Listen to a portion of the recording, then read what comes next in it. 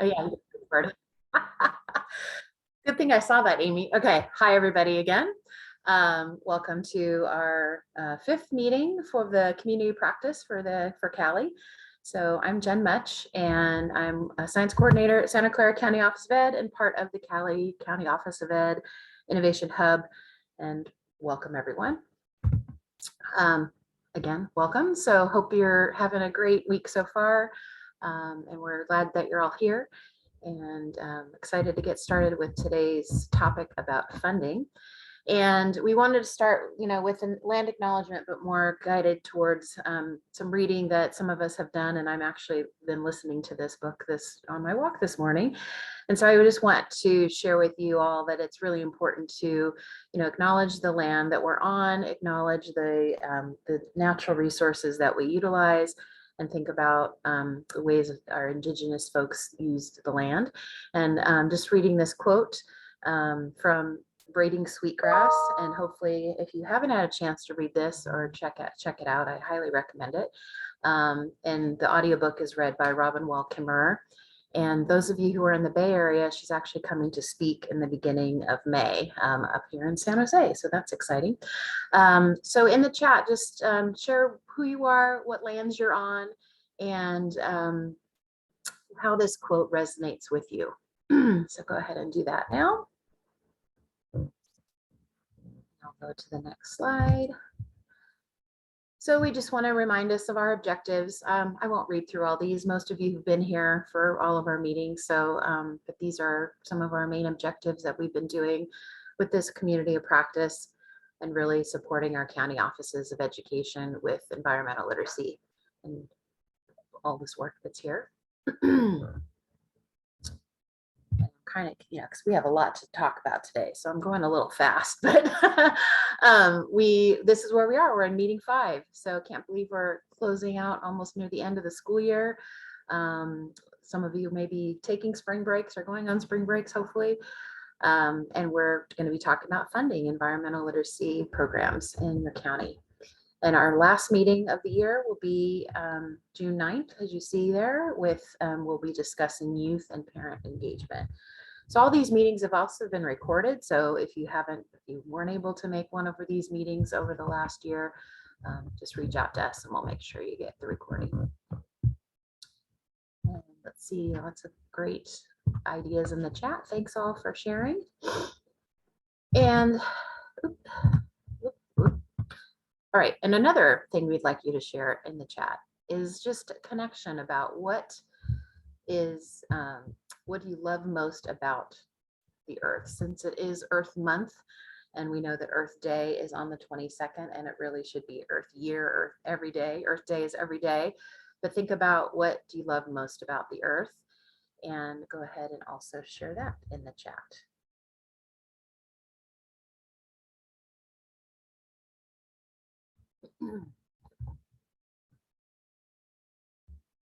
It could connect back to the quote as well. Yes, water, flowers, rivers and lakes. Water, definitely. I have a strong connection to water. I was talking to somebody the other day that just when you around here, when you go over to the coast, and it just brings this relaxation to you, healing, greenery and water. The earth can recover. Yeah, great. Great things in the chat, everybody. Thank you so much. So we want to remind you all that we've been together for quite a while, and we want to make sure that you're connecting with each other. And you will have access to these slides if you haven't gotten it already, and making sure that you have filled out, even if you might be new today to us, or you haven't had a chance to make your slide, just to meet everybody who is here in our community practice.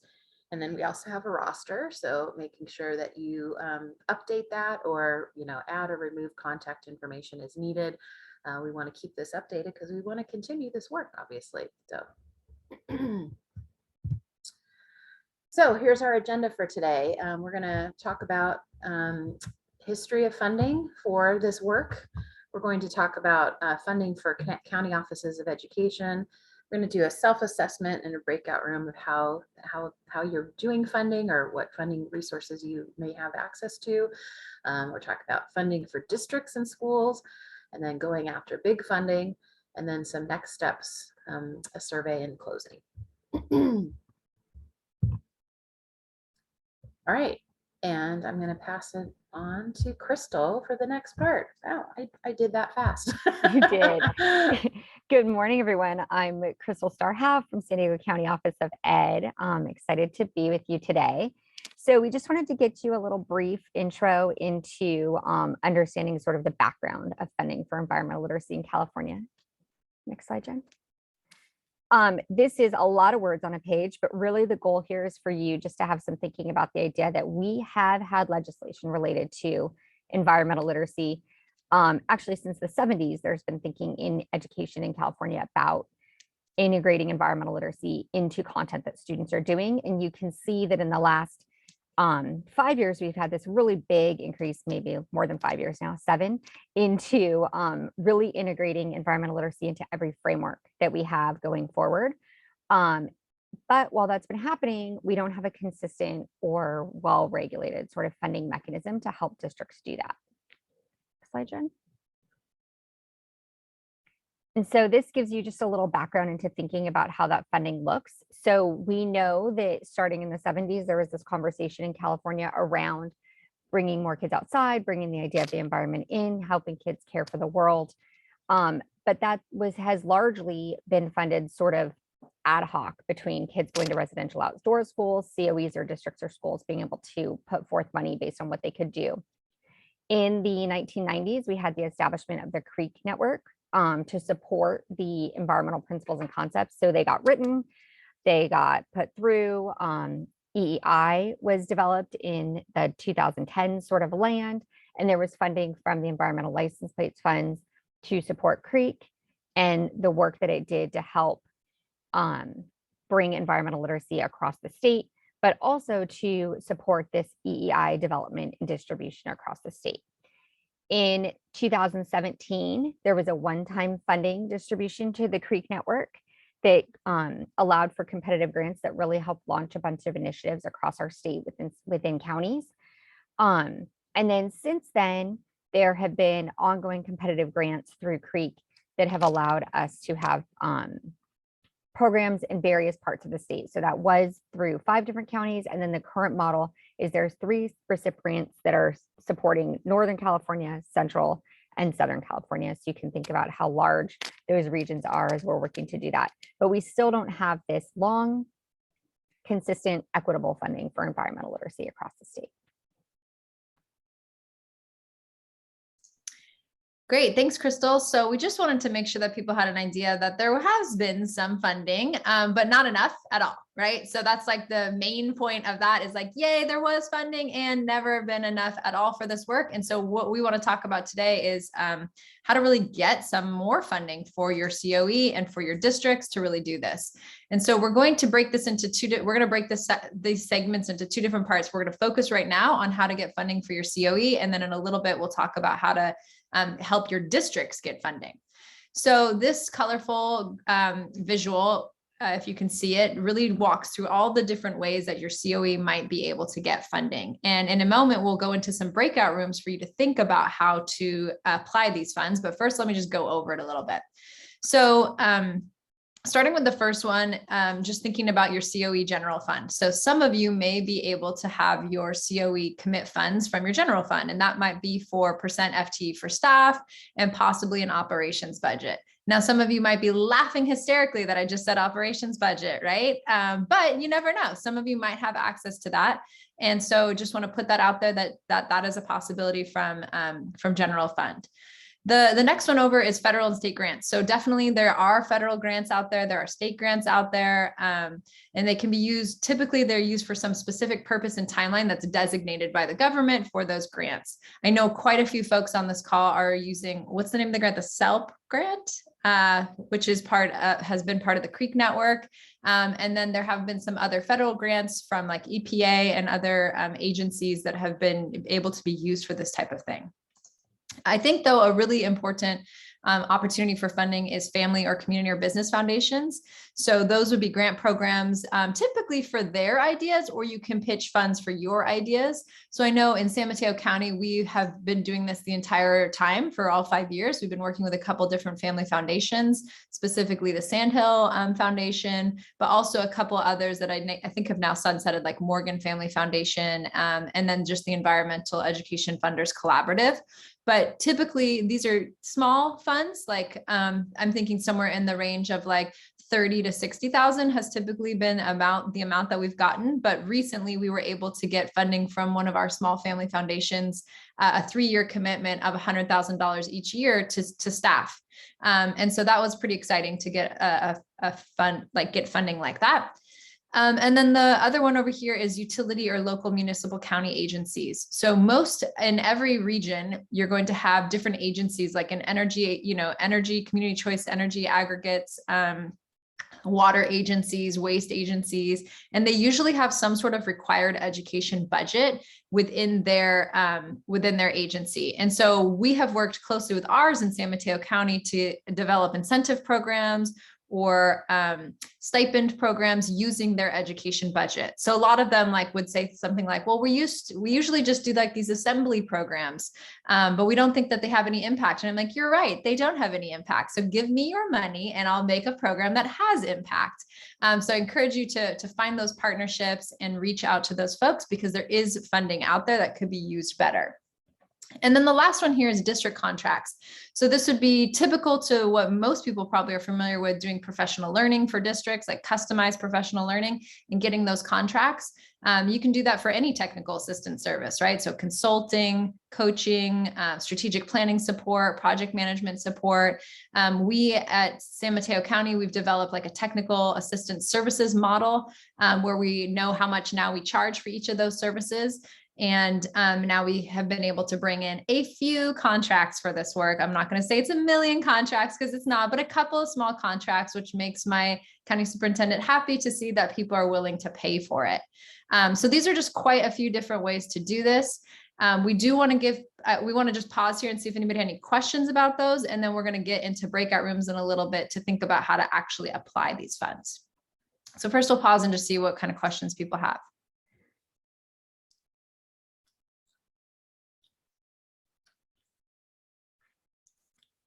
Okay, and you can put questions in the chat box as well, and we'll have time in our breakout rooms to really go much deeper on this. So Jen, you want to go to the next slide and we'll take a look at what our breakout rooms will be about.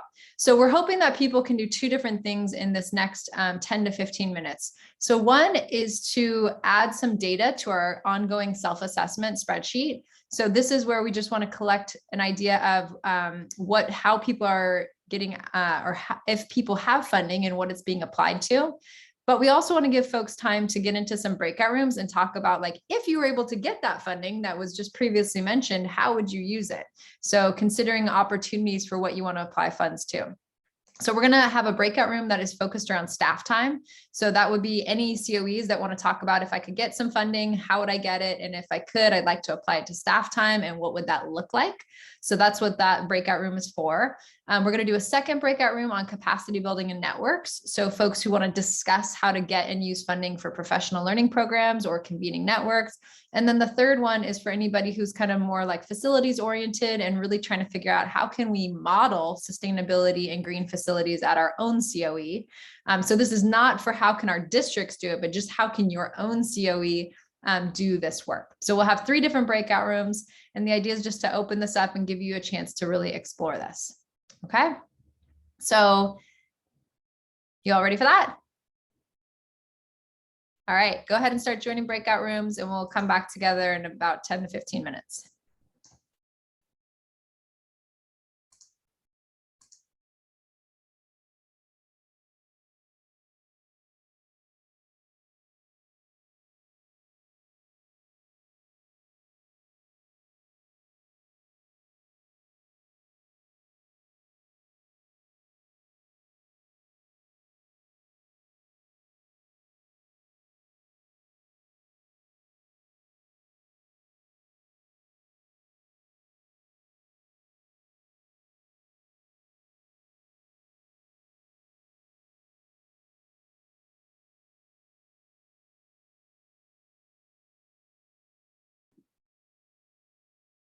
Hi there. Anyone need help getting into a breakout room? No, never mind. I got it. I was just trying to use too many monitors at once.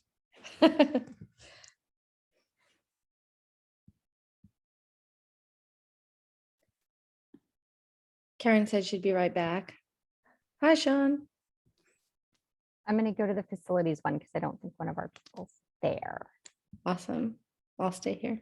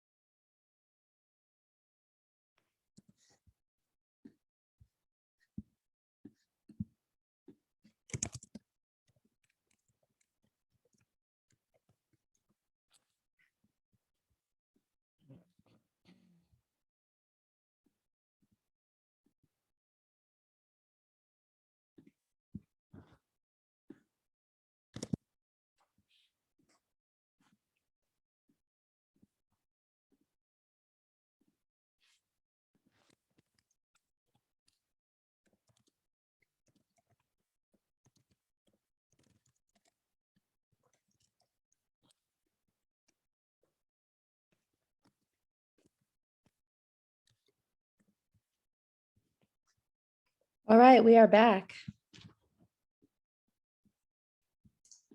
Okay, great. So hopefully that was useful for you all to get just a little bit of time to think through like how you could apply those funds. I do want to say, I know you couldn't go to all the rooms, so I'm going to just put for folks who are still interested in thinking about staffing, we talked about regional staffing in the staff room, and there's a model there for you to think about. But let's go to the next slide and we'll start talking about the district and how to get your district's funding. So yeah, go ahead and next slide. So district funding for environmental literacy is a little very similar in some ways, but also a little different from what you might do your funding for your COE. So I'll talk a little bit about the different buckets. So kind of similarly, districts have their own LEA funds, right? Their general fund, but they also have bonds and parcel funding. They've got their LCAP, and they've got recovery funding and expanded learning funding. So we have a lot of those same funds, but they have it too, right? So they can use that for this work. And we will talk about expanded learning in just a second, and we'll give you some resources for LCAP and recovery funds as well. Another area, they can also apply for funds that can be used, for federal and state grants, just like we can. They also have that opportunity to work with the family or community or business foundations or the utility or local agencies. So now let's talk a little bit more about what could they actually spend their funding on. So there's a lot of different opportunities for districts. They can spend funding on staff as well. And again, I just put that resource in the chat box for the regional staffing model. It has district job descriptions. If people have some districts that are interested in spending it on having a sustainability coordinator or a climate core fellow, that's there. They can also spend it on professional development for teachers and staff. So I know we've worked with a number of districts that have asked us to come in and provide customized technical assistance to their whole, to their whole second grade team or their whole fifth grade team or all their, high school teachers. And so they can use that funding to pay the COE or an outside person to come in and do that professional development. Also having equitable access to field-based experiences with community-based partners. So that will come up a little bit with expanded learning, but just that idea of that they can use their district funds for every student at every grade level to have like one of those amazing experiences with a community-based partner, or they can work with family foundations to try to bring that funding in. Also, of course, we are going to advocate for them to use funds for on-site outdoor spaces for learning and play and sustainable and climate resilient efforts. So there's a lot of different ways that they can spend those funds. But I do want to give us a chance to hear a little bit more about expanded learning, because that I think right now there's a lot of funding in that, and we want to help people understand how they can use that. So we're excited to have somebody from the community practice share out today. So we're going to have Gloria here from Butte County share a little bit about expanded learning funds and how those can be applied to this work. So I'm going to turn it over to you, Gloria. Thank you. Thank you. I appreciate being part of this group today.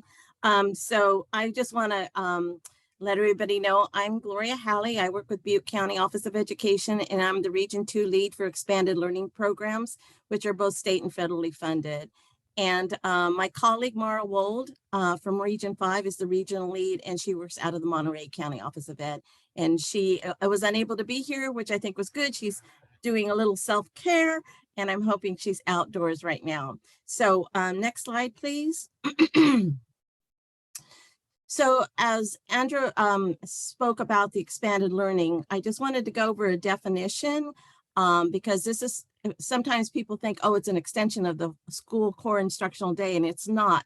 Expanded learning means before school, after school, summer, or intersession learning programs that focus on the academics, social, emotional, and physical needs and interests of the pupils through very hands-on engaged learning experiences. It's the intent of the legislature that expanded learning programs are pupil-centered, results-driven, and includes community partners and complement but does not replicate the learning activities in the regular school day and school year. Next slide, please.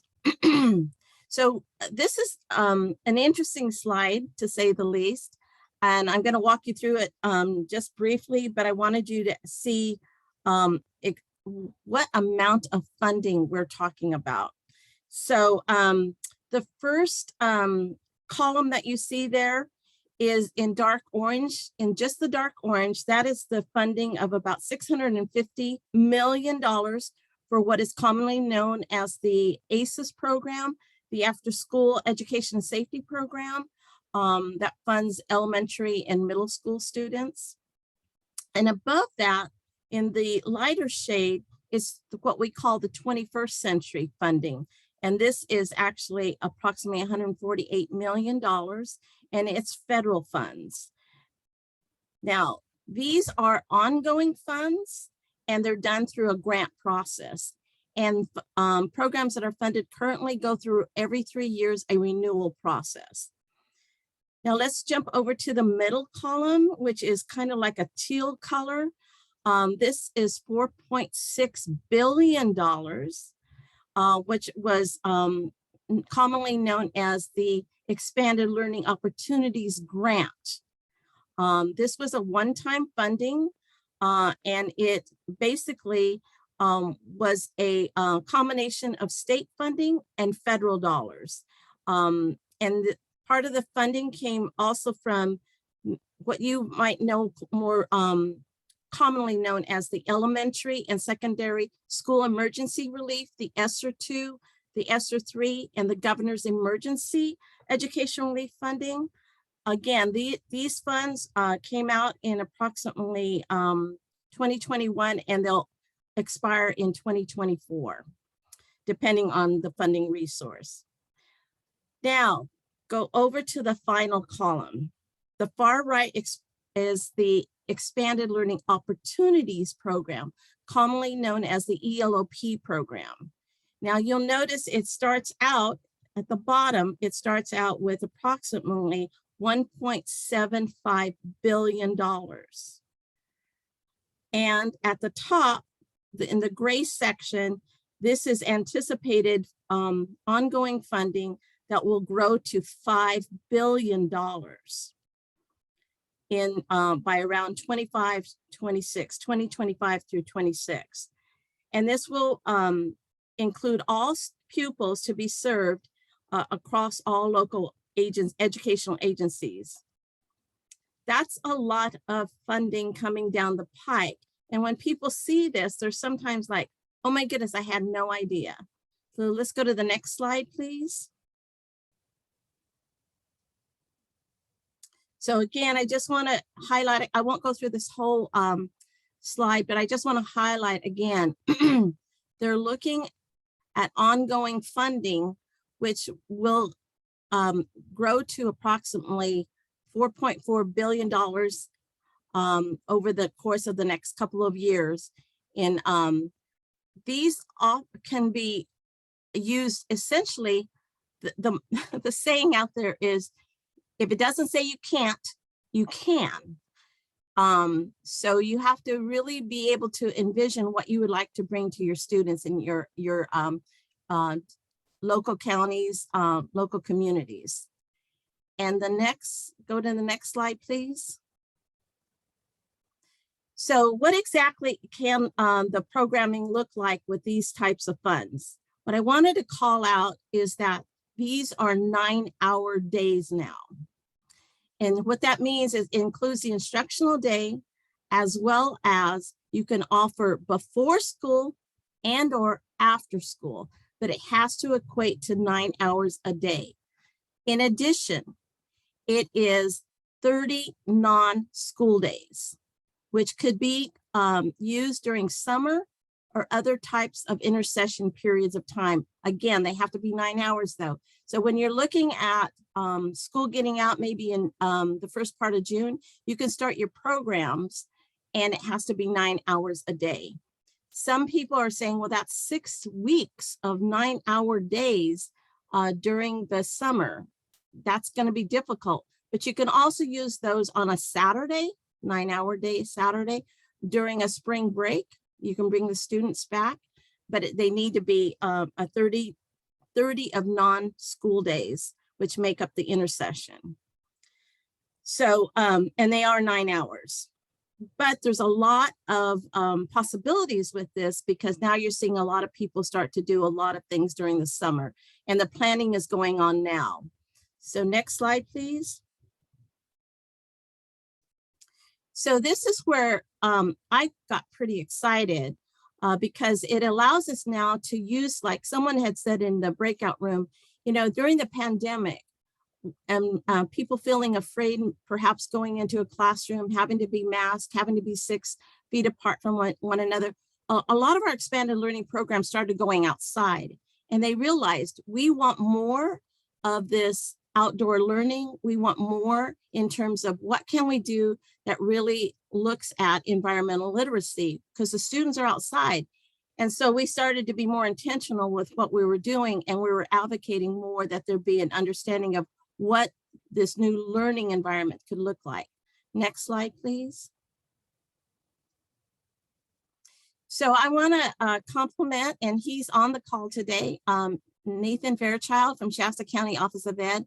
He was very instrumental in helping us partner on a grant that was funded, and we created the Environmental Literacy Synthesis Grant, which actually encompasses formal and informal expanded learning staff to be part of an environmental literacy for regions 1, 2, 3, and 4. And I'm very excited about this because I think for the first time, the outdoor learning that our expanded learning program staff were going through, now we're able to weave an understanding of environmental literacy. And so we looked at careers in equity. We're looking at the Castle SEL framework. We're learning about how to build environmental literacy and integrate it into literacy, into the sciences, into the math, in the language arts. And then we've been able to, in this brief year with Nathan and his leadership, we have been able to build partnerships. One of the partnerships we have in Butte County and for the rest of the North State is the Fort Bay Aquatic Center, who also received a lot of funding. And now they're making it accessible for our students in the North State to be able to access their facility and learn about water science and learn about salmon and their habitats and learn about nature trails and do journaling outdoors. And it's been made very affordable. It's low cost to no cost. And again, it's a partnership that was actually birthed out of this whole effort with Nathan at Shasta County Office of Ed. We are building partnerships with the Maidu tribe and the Mechoopda tribe in our area here, but also in Siskiyou County with the Kuruk tribe as well. And we did receive quite a bit of funding for the Paradise area as we are rebuilding. And there's more attention to being attentive to what nature trails could look like. How can we build on the idea that we need to look at climate control, look at our water issues up here because of the massive fires that we've had. So there's a lot of intentionality in going forward, and I think we're very excited about where this can take us. But the voices are being heard on the ground because of the efforts that have been made to learn the environmental principles and concepts. So all this to say that I think we just need to be very creative right now. There's a lot of money and there's a lot of intentionality of how to partner with the school districts and the county offices and community partners. So I just think it's really important that you take advantage of this time period, because I know in our area, even charter schools are given this money and they're saying, help me find community partners that we can work with, because there's so much money on the table right now. They feel like they can't spend it all. So I hope that's an encouragement to you all. I'll leave you with this last slide on resources. Please feel free to reach out to your expanded learning regional leads, and that SSEL contact information will take you to that page. They're in every region and are very helpful with the expanded learning opportunities program grants. And there's other resources on that page, but one of them that you might want to take a look like is at the entitlements, the apportionments of the dollars that are being spent in the county offices and the school districts. It's pretty amazing how much money each of these LEAs are getting. And again, I think it's an appropriate time to really forge partnerships. And I can't encourage that enough. Yeah. Thank you. Oh my gosh, Gloria, thank you so much. That's exactly what we wanted people to hear. Just this idea of like, these funds are here right now. It's a great time. It might not be what you thought you wanted to start with, right? But it's a great opportunity to just do it. And you're so right that I hear constantly the districts are like, how can we handle all this money? And so having that idea of connecting to partnerships is so great. So thank you so much, Gloria, for that example. Well, let's give a couple more examples. If you don't mind, Jen, going to the next slide. And actually, Jen, if you could just like, if you could exit out for a second and refresh, I put in another slide because I was totally like last minute. We just got this huge announcement yesterday from the Biden administration of like funding for schools and school infrastructure. So I forgot to put that slide in, but it's in now. If you want to share again, you'll be able to see it. But going back, we had some tools and some resources from before, which when we did our original call to action, we showed how all of this work connects back to the LCAP. So here, I'll share it really quick. So if you want, you're welcome to check out the original call to action, which shows connections to LCAP and how you can utilize LCAP dollars for this work. So that's there as a resource. Also, the Lawrence Hall of Science put together a really incredible resource with that funding that came in before this school year started, but is still eligible, of really thinking about how to apply some of these funds, this one-time funding for outdoor learning and for environmental programs with community-based partners as well. So that's available to you. And they have a really great menu. So it's very easy to kind of click through it and really think about how can we leverage these funds.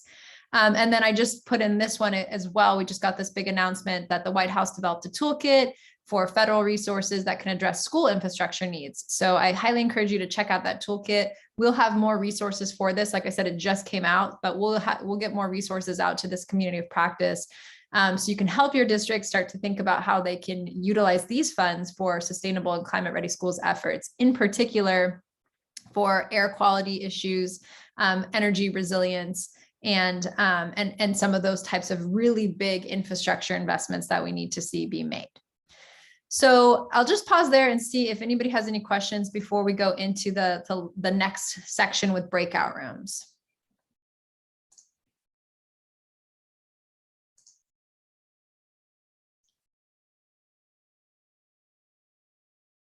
Okay, so if there's no questions, I'm going to turn over to Amy, but I do want to just like end both those segments saying, like, we hear a lot of times people just feel like there's no funding for this work. There is absolutely funding for this work. It's just about getting creative about how to get that funding and use that funding. So definitely keep that in mind as you go forward. All right, Amy, over to you. All right, good morning, everybody. I've thrown a couple of things into the chat for our next conversation, and we've really been looking forward to thinking this through with you.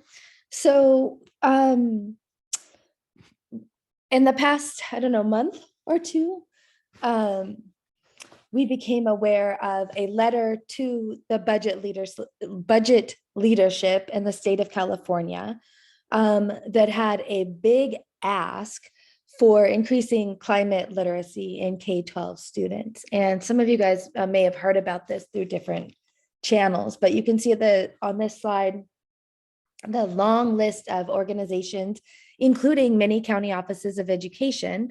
You know, some said yes, some said no, some maybe haven't been asked to sign on to this, but lots of different folks agree that California needs to make a more systematic investment in environmental literacy. Hold on. I am so sorry. I'm sick. Not COVID. Andrew, do you want to do this? Can you do this? Yeah, sure, of course, no problem. I'm so sorry, I cannot talk. No, you're good. Okay, so I want to just break down the funding a little bit. So in the letter, basically, there's an ask for $200 million, and they want to break down that $200 million in a couple different ways. So the first one is $40 million for leadership at the state level.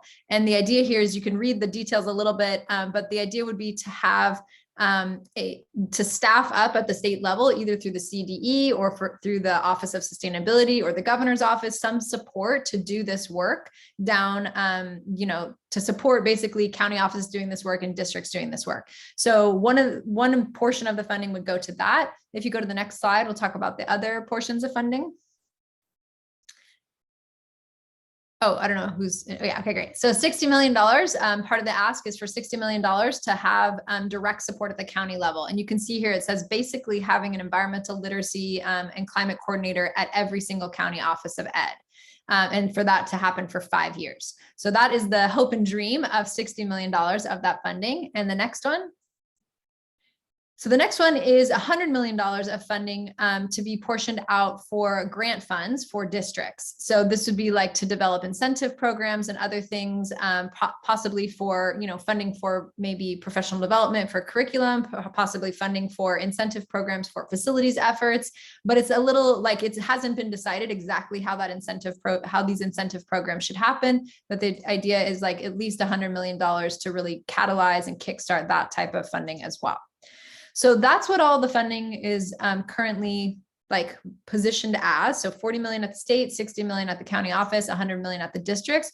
What we would like to do with the last portion of this community practice time is to give folks some time in breakout rooms to brainstorm how this funding can be used, so we can put up a recommendation from this community of practice for the folks who are making decisions around this funding, should it happen, about what we'd like to see how we'd like to see that funding be spent. So right now it's just like 40 million for the state, but no clear details, 60 million for county offices, but not a lot of clear details, and 100 million for the district. So we want to use this next breakout session, like I said, to brainstorm ideas and discuss this. We'd like you to dream big here as we go into these breakout rooms, and also to use the Jamboard to capture your ideas. So I think we're ready to open up the breakout room. Just self-select into whichever one you're most interested in contributing ideas to, and we'll see where the conversation goes.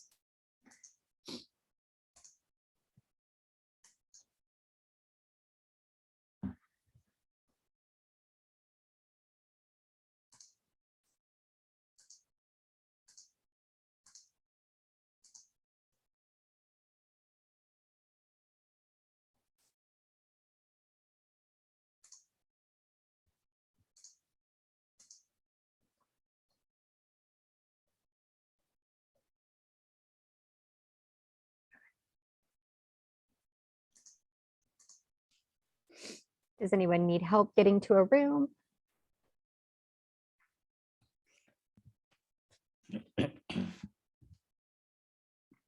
Amy, are you okay?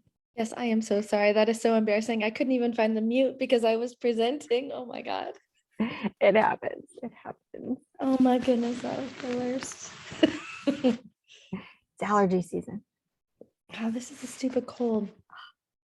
I'm tested. No one I know has it, so I have no idea where I got it.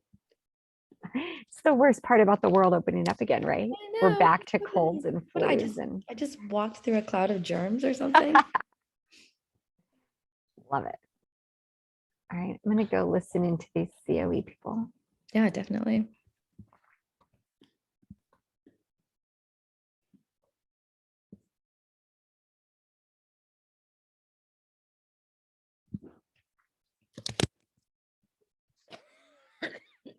Pardon, I am so sorry.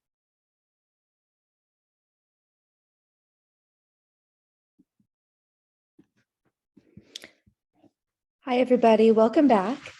Any, I don't know, takeaways, questions, comments, or discussions from your breakout rooms that you thought might be just good to bring back to the whole group? Feel free to check out the other slides from the rooms that you were not able to be in too. I could just share that a takeaway from the County Office of Ed is that we want like 50 people doing this work. No, that's exaggerating, of course, but you know, we have a lot of good ideas. So lots of people needed to do the work. And Tamara from the district room says 100 million might not be enough. Totally. None of this is enough, but it's a good start, right? And hopefully now fingers crossed that we can really make this happen. All right. Thank you, guys. All right, thank you. So in closing, we have a few things to share with you, and exciting that we have our second webinar series happening. And there is a webinar today with our teacher call to action, but we wanted to point out that the second teacher call to action would apply to a lot of us here in our County Office of Education community practice. So it's for professional learning providers, which most of us do that. So make sure the registration link will be shared in the chat, and check out these webinars. They're also recorded. So if you haven't, or if you missed the first one, that's back, it's on the website, or will be pretty soon. So we also wanted to make sure that you had knew about these opportunities. We have a collaborative convening for our community-based partner network leaders. So some of you who are interested in building out your community-based partner network in your county office, our next meeting is on May 4th from 9 to 10 a.m.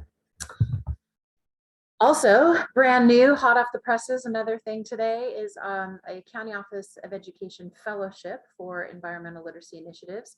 And it's a semester-long fellowship that will support County Office of Ed staff to launch or further develop robust environmental literacy and sustainability initiatives. So the outcomes are listed here: drafting a 3 to 5 year vision, plan and budget, and identify actionable steps. So maybe think about that money you might be getting and how you're going to spend it. And then your program structure is a retreat, monthly workshops, coaching, and final presentations. There will be a couple links in the chat about the overview of the fellowship and interest form. And I think, and Andrew can speak a little more to this, but wherever you're at in the spectrum of this work, it's really a good idea to, I mean, I'm probably going to sign up. So I think either if you're in the beginning stages, middle stages, or even more advanced with your work in your county office, highly recommend this. Yeah, it's just a chance to get that guided implementation support, really focus for a couple months so that you can really catalyze this and move it forward in your county office. Exciting, exciting, exciting. So Jennifer, is there a place where we can find all the links? I'm trying to keep up with the links in the chat, but there's like 25 that I've got. Is there a place where we can find summaries from each meeting? Like, do you export the chat or something like that we can go back to these links? I believe so. Amy, I don't know. Do we have it all on one place? We do have our agenda, but we could share that with you and maybe make it one document if we haven't done that already. Thank you. The way that we do it is if you go to that webinar link that's for Cali, it has all the webinar. Oh, I'm sorry, that's the wrong one. We have a community of practice one, which I'll put up right now. I just did. Where we post all the recordings and then all of the slides, and all of the slides have all of the Got the links. links. in There you them. go. Thank Got you. it. Yeah, Thank so you let me so get much. sorry, wrong one. Appreciate it. Yeah, I'm the same, keeping up in the chat, right? And putting them all and having all the tabs open. Yeah, it's crazy. All right. So we're excited that we're wrapping today up, and we know we have one more meeting next couple months in June, and we want to get some feedback from you all. And how can we make this better? We're learning from you all and learning together, and we're really excited to keep going with this work. So the feedback survey is now in the chat. And I think that was it. Oh, and thank you from all of us that are part of this work in the hub. And I'm going to stop sharing so I can see all your faces, and hopefully you're filling out the feedback form. So thank you all for Thanks, a great everyone. session and lots of learning. Have a great afternoon or rest of the morning and day. Thank you. Good to see you.